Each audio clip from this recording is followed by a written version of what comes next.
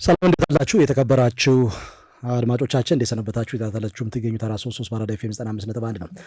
ብሪያን ኢምቤሞ በዚህ ሰዓት ከማንቸስተር ዩናይትድ ደጋፊዎች አንደበት የማይጠፋ ስም ነው። በክረምት ተጫዋቾች ዝውውር በ65 ሚሊዮን ፓውንድ ከብሬንትፎርድ ማንቸስተር ዩናይትድን ከተቀላቀለ በኋላ እጅግ በጣም ጥሩ ጊዜያትን እያሳለፈ ይገኛል። አርሰናል፣ ቶትናም፣ ሌሎች ክለቦችም እየፈለጉት ነበር ይህንን ተጫዋች። ነገር ግን መጫወት የምፈልገው ለማንቸስተር ዩናይትድ ብቻ ነው በማለት ዝውውሩ ከዚህ ጋር ተያይዞ ሳይሳካ መቅረቱ ይታወቃል። ከዛ ውጭ የ5 ሚሊዮን ፓውንድ ልዩነት እንደነበር የሚታወቅ ነው። ያንን አሟልቶ ሲያበቃ ማንቸስተር ዩናይትድ ዝውውሩ እንደተሳካ ይታወቃል። ወደ ማንቸስተር ዩናይትድ ከመጣ በኋላ እንግዲህ እያሳለፈ ያለው ጊዜ ይታወቃል። በእርግጥ ከግሪምስቢ ታውን ጋር በተከናወነ ጨዋታ ጎል አስቆጥሯል። በዛ ጨዋታ ላይ ማንቸስተር ዩናይትድን ወደ ጨዋታ የመለሰች ጎል አስቆጥሯል። ነገር ግን በሁለተኛ የመለያ ምት የሳተው እርሱ ነው። በዛ ምክንያት ነው ግሪምስቢ ታውን ያንን ጨዋታ በሌሊት የተወጣው። በነጋታው ማንቸስተር ዩናይትድ እጅግ በጣም ከፍተኛ ወቀሳ፣ ትችት ከደረጃው ዝቅ እንዳለ ሲነገር እንደነበር የሚታወቅ ነው። እድሜው 26 ነው። ብሪያን ኢምቤሞ ከ3 ወራት በፊት ነው 26ኛ ዓመት የለት በዓሉን ያከበረው። ቀጣዮቹ ዓመታት የእርሱ ይመስላሉ። ካሜሩናዊ ተጫዋች በአማካይ አጥቂ ቦታ ላይ የሚጫወት የትሮይ አካዳሚ ውጤት ነው። በፈረንሳይ ሊግ እዛም በዋና ቡድን ተጫውቶ አሳልፏል። ብሬንትፎርድን ከሻምፒዮንሺፕ ወደ ፕሪሚየር ሊግ ካሳደጉ ተጫዋቾች መካከል አንደኛው ነው። በአሰልጣኝ ቶማስ ፍራንክ ስር ከ2025 ወይም ከክረምቱ የተጫዋቾች ዝውውር ጀምሮ ማንቸስተር ዩናይትድን ተቀላቅሏል። ለፈረንሳይ በዕድሜ እርከን ቡድኖች ተጫውቶ አሳልፏል። ከ2022 ጀምሮ ደግሞ ለካሜሩን ብሔራዊ ቡድን በመጫወት ላይ የሚገኝ ተጫዋች ነው። ብዙ ነገሩ የተሰራው በፈረንሳይ ነው። በዛ ምክንያት እንግዲህ የበለጠ አውሮፓዊ ስሜት ይዞ ነው ያደገው ይሄ ተጫዋች። እንግዲህ ሲፈርም አማድ ዲያሎ አለ ምን ይሰራል አይነት ስሜት ነበረ። ግን ከመጣ በኋላ እየፈጠረ ያለው ልዩነት በሚገባ እያስተዋል እንገኛለን። ባለፈው ቅዳሜ ማንቸስተር ዩናይትድ ብራይተን ኤንድ ሆቭ አልቢዮንን 4-2 ባሸነፈበት ጨዋታ 2 ጎሎችን አስቆጥሯል። ከምንም በላይ የመጨረሻው ጎል ማንቸስተር ዩናይትድ በጭንቅ ስሜት ውስጥ በነበረበት ጊዜ የተገኘ ጎል ከመሆኑ አንጻር ዋጋው እጅግ በጣም ከፍ ያለ ነው። ብልሻ ብሪያን ኢምቤሞ በዚህ ሰዓት ከማንቸስተር ዩናይትድ ደጋፊዎች አንደበት የማይጠፋ እጅግ በጣም በስስት ዓይን የሚታይ ተጫዋች ሆኗል። ያ ማርክ ዘንድሮ እንግዲህ የማንቸስተር ዩናይትድ ማጥቃት የበለጠ ካለፉት ዓመታት ይልቅ በብዙ ርቀት ተሻሽሏል። ብዙ እድል የሚፈጥር ጎሎች የሚያስቆጥር እየተዋሃደ ማጥቃት በማንቸስተር ዩናይትድ እየተመለከትን ያለ ነው። ለዚህ ደግሞ በዋናነት ከሚጠቀሱ ተጫዋቾች መካከል አንዱ እና ዋናው ሰው ብሪያን ኢምቤሞ ይመስለኛል። ማርክ ብዙ ስኬታማ እንቅስቃሴዎችን በማንቸስተር ዩናይትድ እያደረገ ነው ያለው። ከቤንጃሚን ሼሽኮ ይልቅ አንዳንዶች አማድ እድል ሊያጣ ይችላል በብሪያን ኢምቤሞ መምጣት ምክንያትና ኢምቤሞ አስፈላጊ አይደለም የሚል አስተያየቶችን ሲሰጡ ይደመጥ ነበር በወቅቱ። ግን አሰልጣኙ ለአማድ ሌላ አይነት ሚና ሰጥተውት ብሪያን ኢምቤሞና አማድ ዲያሎ በቅርብ ርቀት የበለጠ በተደጋጋሚ ጊዜ ግንኙነት እያደረጉ በተቃራኒ መከላከል ላይ ተጽዕኖ እንዲፈጥሩ የሚያደርግ አይነት ጥሩ ውህደት ፈጥረዋል በእነዚህ ሁለት ተጫዋቾች። ብሪያን ኢምቤሞ ከአማድ ዲያሎም ከፍ ያለ ኳሊቲ ያለው በተለይ በጎል አስቆጣሪነት ከፍ ያለ ኳሊቲ ያለው ተጫዋች መሆኑ ዝውውሩ ትክክል ነው እያስባለ ያለበት ወቅት ላይ የምንገኝ ይመስለኛል። ማርክ 9 ጨዋታዎችን ነው ያከናወነው። በ5 ጎሎች ላይ ቀጥተኛ ተሳትፎ አድርጓል። 4 ጎሎችን አስቆጥሮ 1 ኳስ አሲስት ማድረግ ችሏል። ማርክ በፕሪሚየር ሊጉ ይሄ በጣም ጥሩ የሚባል ቁጥር ነው። ምናልባት እኔ አዲስ በመሆኑ በራሱ እዚህ አታኪንግ ላይ ያሉ ተጫዋቾች ስብስብ አዲስ በመሆኑ የሆኑ የጨዋታ ጊዜዎች ፈልገውበት እንጂ ከዚህም የተሻለ የጎል ማስቆጠር ቁጥር ኢምቤሞ ይኖረዋል የሚል እምነት ነበር። ማርክ በ9 ጨዋታ ከዚህም በላይ ከፍ ያለ ግን ሲጀምሩ አካባቢ ጎሎች እያስቆጠረ አይደለም። ለዚህ ምክንያቱ አዳዲስ ተጫዋቾች ናቸው በዙሪያው ያሉት። እሱም ለቡድኑ አዲስ ነው፣ ዘግይቶ ነው ቡድኑ የተቀላቀለው። ስለዚህ ነገሮች የበለጠ ተዋህደው ተጽዕኗቸው እስኪጀምር ድረስ ትንሽ የዘገየ ይመስለኛል። የበለጠ አስፈሪው ብሪያን ኢምቤሞ ከዚህ በኋላ የምንመለከተው ከዚህ በኋላ ባሉ ጨዋታዎች የበለጠ የተዋሃደ ማጥቃት በሚተገብረው ማንቸስተር ዩናይትድ ውስጥ አስፈሪውን ብሪያን ኢምቤሞ የምንመለከት ይመስለኛል። ማርክ አሁን ከአማድ ጋር መች መፍጠን እንዳለበት መች ወርት ፓስ መጫወት እንዳለባቸው አማድ ወደ ውስጥ ሲገባ እሱ መቼ ወደ ውጭ መውጣት እንዳለበት በደንብ እየተዋሃዱ መጥተዋል። ከቤንጃሚን ሼሽኮ ጋር የሆነ ጥምረት መፍጠር ጀምረዋል።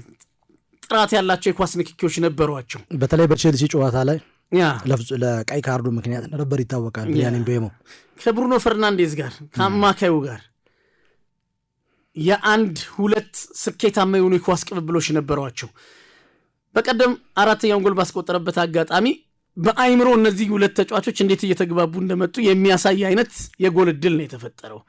ብሩኖ ፈርናንዴዝ ከጀርባው ኢምቤሞ ሩጫ እያደረገ እንደሆነ የተረዳበት አይምሮ ብሪያን እንደሚለቅለት አውቆ አደገኛው ቦታ ላይ የተገኘበት መግባባት የበለጠ ጨዋታ ውስጥ እያደገ የመጣ ይመስላል።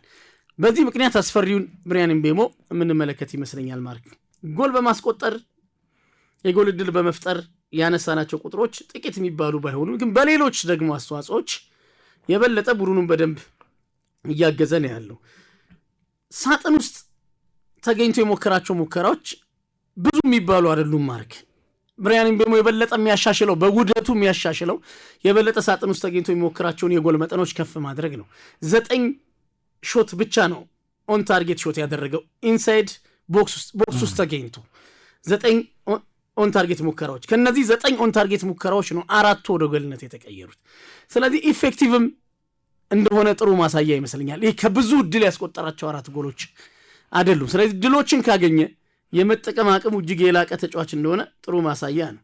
ከሳጥን ውጪ 3 ሙከራዎችን መሞከር ችሏል። ከሳጥን ውጪ ከማንቸስተር ዩናይትድ ተጫዋቾች ማለት ሳጥን ውስጥ ብዙ ጊዜ በተቃራኒ ቡድን ሳጥን ውስጥ ከተገኙ ተጫዋቾች መካከል አንደኛው ብሪያን ምቤሞ ነው። 47 ጊዜ በኦፖነንት ቦክስ ውስጥ ከኳስ ጋር ተገናኝቷል። ይሄ ተጫዋቹ ምን ያክል አድቫንስድ ፖዚሽን ላይ ቶሎ እንደሚገኝ ለቡድኑ ማጥቃት ተስማሚ ቦታ ላይ ጊዜውን ጠብቆ የሚገኝ ተጫዋች እንደሆነ የካሜሩናዊ ጥሩ ማሳያ ቁጥር ይመስለኛልና ተደጋጋሚ ጊዜ ድሎችን እየፈጠረ ነው፣ ጎሎች እያስቆጠረ ነው። አሁን የበለጠ ኮንፊደንሱን አግኝቶታል። ዲፓርትመንቱ እየተዋሃደ እያደገ መምጣቱን ማስተዋል ችለናል። የበለጠ አስፈሪውን ብሪያን ምቤሞ በቀጣይ ጨዋታዎች የምንመለከትበት እድል ያለን ይመስላል። ከ9 የሊግ ጨዋታዎች በኋላ 4 ጎሎች ለብሪያን ምቤሞ፣ ያውም እውነተኛ አጥቂ ላልሆነ ተጫዋች እጅግ በጣም ጥሩ ቁጥር ሊባል ይችላል። ማንቸስተር ዩናይትድ በርንሌይን 3-2 በሆነ ውጤት ባሸነፈበት ጨዋታ 1-0 እየመራ ከዛ በኋላ የአቻነቷን ጎል በርንሌይ ያስቆጠረ በአንድ ደቂቃ ቅጽበት ውስጥ ነው አጸፋዊ ምላሽ ሲሰጥ ብሪያን ምቤሞ ያችን ጎል ማስቆጠር የቻለው። በኋላ ላይ ያው ሁለተኛ ጎል አስቆጠረ በርንሌይ። መጨረሻ ደቂቃ አማድ ዲያሎ ተጠልፎ ብሩኖ ፈርናንዴዝ 3ኛውን ጎል አስቆጥሮ ማንቸስተር ዩናይትድ ያሸነፈበት ጨዋታ እንደሆነ ይታወቃል። የወላጅ አባቱ ካሜሩናዊ እንደዚሁም ደግሞ እናቱ ፈረንሳይ ናቸው። ይሄ ተጫዋች ቀደም ሲል ስንገልጽ እንደነበረው ፈረንሳይ ሊግ በትሮይ ተጫውቶ ያሳለፈ ነው። የፈረንሳይ ሜንታሊቲ ያለ በዛ በፈረንሳይ የዕድሜ እርከን ቡድኖች ውስጥ ተጫውቶ ያሳለፈ ተጫዋች እንደሆነ ይታወቃል። ሂደቱን ጠብቆ የመጣ ተጫዋች ነው። በብሬንትፎርድ ከሻምፒዮንሺፕ ጀምሮ በፕሪሚየር ሊግ ተጫውቶ አሳልፈዋል።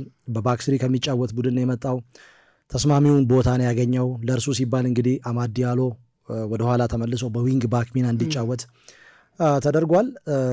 አሁን ጥሩ ጥምረት እየተመለከትን ነው። ቅድም ሚሊሻ ስገልጽ እንደነበረው በአማድ ዲያሎ እና በብሪያን ምቤሞ በተለይ በሊቨርፑሉ ጨዋታ 62ኛው ሰከንድ ላይ ነው ያን ጎል ያስቆጠረውና ከዚህ በፊት በጣም ጎል አንፊልድ ላይ ያስቆጠረው ሃሪኬን እንደነበር ይታወቃል። ያንንም ሪከርድ ነው መጋራት የቻለው። ማንቸስተር ዩናይትድን ከልቡ የሚወድ ተጫዋች ነው። ከቡድኑ ጋር ፈጥኖ ተላምዷል። እድሜው ገና 26 ነው። ከፊቱ የሚጠብቀው ጊዜ ቀጣይ ስሙን ከዚህም በላይ ከፍ እንደሚያደርግለት ጥያቄ የሚነሳበት ጉዳይ አይደለም። ለቀጣዮቹ ዓመታትም ረዥም ጊዜ በማንቸስተር ዩናይትድ በተለይ ብቃቱን ጠብቆ የሚጫወት ከሆነ ረዥም ጊዜ ከቡድኑ ጋር እንደሚቆይ በትክክል ማሳያ ነው። ከቀኝ መስመር ተነስቶ ወደ ውስጥ ሰብሮ ሲገባ እጅግ በጣም ድንቅ ነው። ወደኋላ ተመልሶ በመጫወት ለአማካይ ክፍሉ ድጋፍ ሲሰጥ ችግር የለበትም። በቴክኒክ በኩል እጅግ በጣም የላቀ ነው። በኮንትሮል ችግር የለበትም። ፓስ ችግር የለበትም። በጠባብ ስፔስ ውስጥ መጫወት ይችላል። ለጎል የተመቻቸ ኳስ ይሰጣል። ጎል ያስቆጥራል። አሁን ለማንቸስተር ዩናይትድ የጭንቅ ጊዜ ደራሽ ሆኗል። 2 ጎሎች አንፊልድ ላይ ያስቆጠረው የ62ኛው ሰከንድ ጎል እና ደግሞ የመጨረሻ ደቂቃ ጎል ባለፈው ቅዳሜ ብራይተን ኤንድ ሆቭ አልቢዮን ላይ 3-0 የመራው ቡድን 2 ጎል ተቆጥሮበት ችግር ውስጥ ገባ። ከዛ በኋላ ያቺ ጎል ባትቆጠር በአንድ ሰከንድ 1 ጎል ሊቆጠር ይችላል። ሊፈጠር የሚችለውን ነገር ማንም አያውቅም። የብራይተን ኤንድ ሆቭ አልቢዮንን የተነሳሽነት ቅስማቸውን የሰበረ ቀዝቃዛ ውሃ የቸለሰ ጎል ማስቆጠር የቻለውና በዛ ሞመንት ዓለም ላይ ያሉ የማንቸስተር ዩናይትድ ደጋፊዎች ጩኸታቸው አንድ ላይ ቢደመር በምንም አይነት መልኩ ከየትኛውም ድምፅ ጋር የሚስተካከል አይመስለኝም።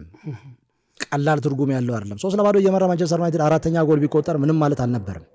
አንድ ትልቅ ተጫዋች የሚለካው በምን አይነት ሁኔታ ነው? አንድ ቡድን ጭንቅ ውስጥ ሲገባ፣ ደጋፊዎች ሲፈልጉት፣ ቡድኑ ሲፈልገው፣ አሰልጣኙን፣ የቡድን ጓደኞቹን፣ ደጋፊዎቹን ከጭንቀት ሲያወጣ ነው።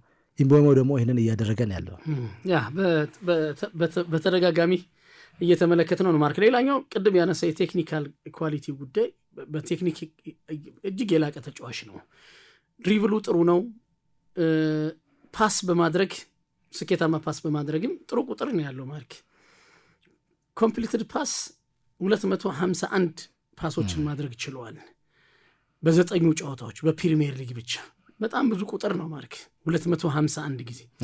ከነዚህ 251 ኳስ የማቀበል ሂደት ውስጥ 80% የሚሆነው ስኬታማ ነው። እዚህ ብዙዎቹ የሚሳኩ ናቸው። ምናልባት ብሪያን ምቤሞ የሚጫወትበት ፖዚሽን ብዙ ሲምፕል ፓስ በእነሱ ሌቭል የመበላሸት እድሉ የጠበበ የፓስ አይነት ለማድረግ እድል የለም ማርክ። ምክንያቱም አማካይ አይደለም፣ ተከላካይ አይደለም። የበለጠ ሜዳዎች የሚዘጉባቸው ቦታ ላይ የሚጫወት የተቃራኒ ቡድን ትኩረት የበለጠ ከፍ የሚልበት አደገኛው ቦታ ላይ የሚጫወት ተጫዋች ነው። ዲፌንሲቭ ሰርድ ላይ ብዙ ጊዜ የሚገኘው የተቃራኒ ቡድን የእሱ አታኪንግ ሰርድ ላይ ብዙ ጊዜ ከኳስ ጋር የሚገናኝ ተጫዋች ነው። ስለዚህ በጫና ውስጥ የበለጠ ኳሶችን የማቀበል ግዴታ ያለበት ፖዚሽን ላይ የሚጫወት ተጫዋች ነው። በዚህ ሁኔታ ውስጥ ሆኖ 80% ስኬታማ ኳስ ማቀበል የቻለ በደንብ ጥራት ያለው ተጫዋች ነው። ይህም ጥሩ ከኳስ ጋር ያለውን ኳሊቲ ጥሩ ማሳያ ይመስለኛል ማለት። ሌላኛው ብሪያን ምቤሞ ፊዚካሊ የበለጠ ፊት የሆነ ተጫዋች መሆኑ ማንቸስተር ዩናይትድን በሲዝኑ በርካታ ጨዋታዎች በቋሚ ያስተላለፍ ከጉዳት ነፃ ሆኖ ሊያገኘው ከሚችላቸው ተጫዋቾች መካከል አንዱ ብሪያን ምቤሞ ነው። ለፊዚካል ዝግጅቱ የበለጠ ጥሩ መሆኑ፣ በተፈጥሮ ያለው ፊዚካሊ ፊት የሆነ ተጫዋች መሆኑ፣ ትጉ ሰራተኛ መሆኑ የበለጠ ማንቸስተር ዩናይትድ በእያንዳንዱ ጨዋታ ሊያገኘው የሚችልበት እድል ሰፊ ነው። በ9ኙም ጨዋታ በፕሪሚየር ሊግ ማንቸስተር ዩናይትድ ተጠቅሞታል። በጨዋታ መካከል በአንዳንድ ጨዋታዎች ተቀይሮ ከመውጣቱ ባሻገር 776 ደቂቃ ለማንቸስተር ዩናይትድ ከወዲሁ ተጫውቷል ማለት። ይሄ በራሱ አንደኛው ማንቸስተር ዩናይትድን ፊዚካሊ ፊት መሆኑ፣ ከጉዳት ነፃ መሆኑ፣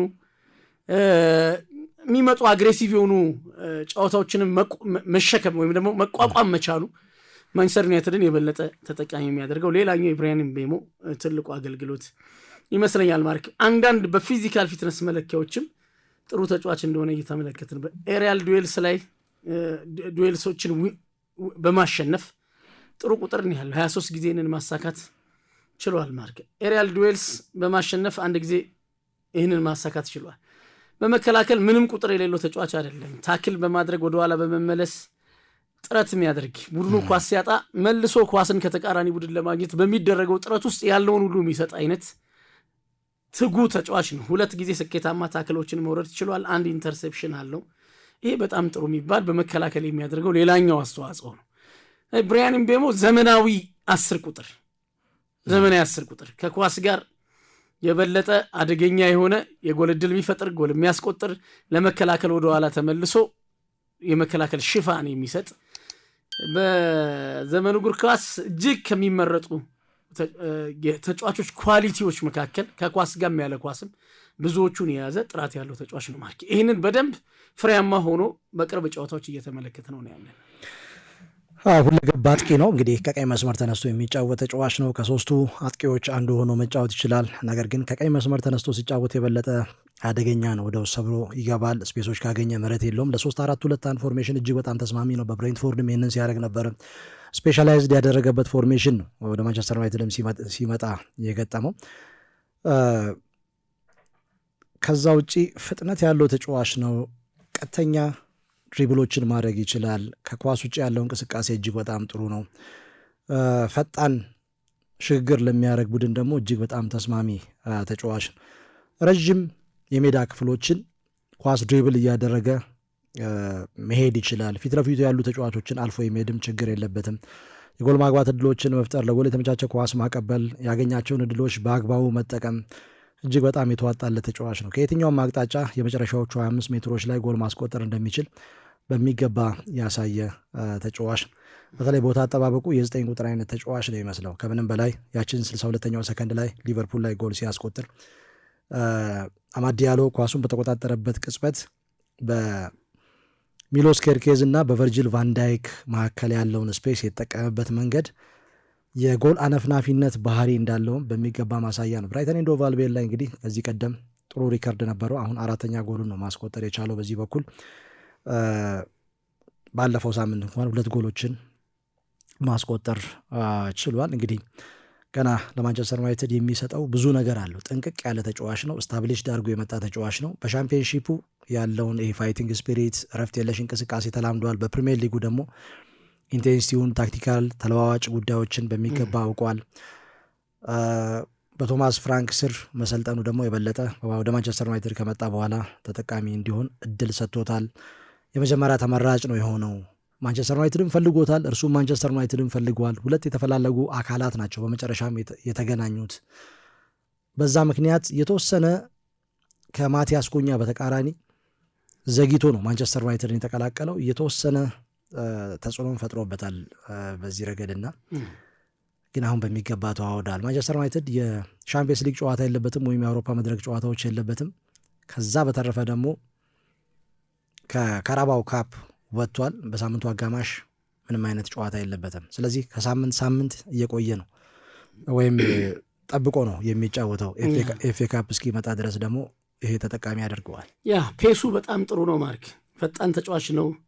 ለሽግግር የሚስማማ አይነት ተጫዋች ነው። ግን በሽግግር ብቻ ውጤታማ የሚያደርግ አይነት ተጫዋች ብቻ አይደለም። ዳይሬክት ድሪብል ማድረግ የሚወድ ተጫዋች ነው። ድሪብሉ የበለጠ ዳይሬክት ነው። ይህም ለማጥቃት ፍጹም ተስማሚ መሆኑን አንደኛው ማሳያ ነው። ኦፍ ዘቦል ያለው እንቅስቃሴ ደግሞ ማለት ከኳስ ውጭ ያለው እንቅስቃሴው የበለጠ ለተቃራኒ ቡድን መከላከል ፈተና ነው። ማርክ ይህ ኳሱ እግሩ ሲገባ ብቻ የሚሰራ አይነት ተጫዋች አይደለም። ያለ ኳስ የበለጠ ሞቢሊቲው ጥሩ ነው። ተገማች አይደለም።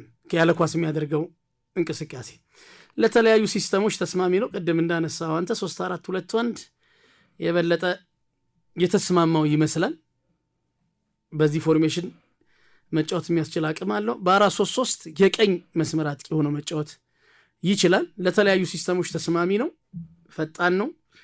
ድሪብሉ የበለጠ ዳይሬክት ነው። ፍጥነት አለው። ከዚህ ሁሉ ነገር ማንቸስተር ዩናይትድ ብዙ ጥቅም የሚያገኝበት የውድድር ዘመን ይመስላል። ማርክ ብሪያን ኢምቤሞ በዚህ ሰዓት ከማንቸስተር ዩናይትድ ደጋፊዎች አንደበት የማይጠፋ በስስት አይን የሚታይ ተጫዋች፣ በቀጣዮቹ ዓመታት የበለጠ የተጫዋች ማንቸስተር ዩናይትድን ጎል በማስቆጠር ለጎል የተመቻቸ ኳስ በማቀበል ለሌሎች ተጫዋቾች ስፔስ በመፍጠር ቡድኑን እንደሚጠቅም ጥያቄ የሚነሳበት ጉዳይ አይደለም። ማንቸስተር ዩናይትድ ስኬታማ ጊዜያትን ለማሳለፍ እንዲህ አይነት ተጫዋቾች እንደሚያስፈልጉት ዝውውሩ በትክክል የሰራ እንደሆነ በሚገባ አሳይቷል። ዝውውሩም አሁን የተሳካ ይመስላል። እናንተስ በብሪያን ኢምቤሞ ዙሪያ ምን ሀሳብ አስተያየት አላችሁ? ያቺ ጎል መጨረሻ ላይ ብራይተን ኤንድ ሆቭ አልቢዮን ላይ ስትቆጠር የተፈጠረባቸው ስሜት ምን ይመስላል? የማንቸስተር ዩናይትድ ደጋፊዎች ሀሳብ አስተያየት አድርሱን፣ ሰብስክራይብ አድርጉ። ለነበረን ቆይታ ከልብ እናመሰግናለን። መልካም ጊዜ ይሆንላችሁ።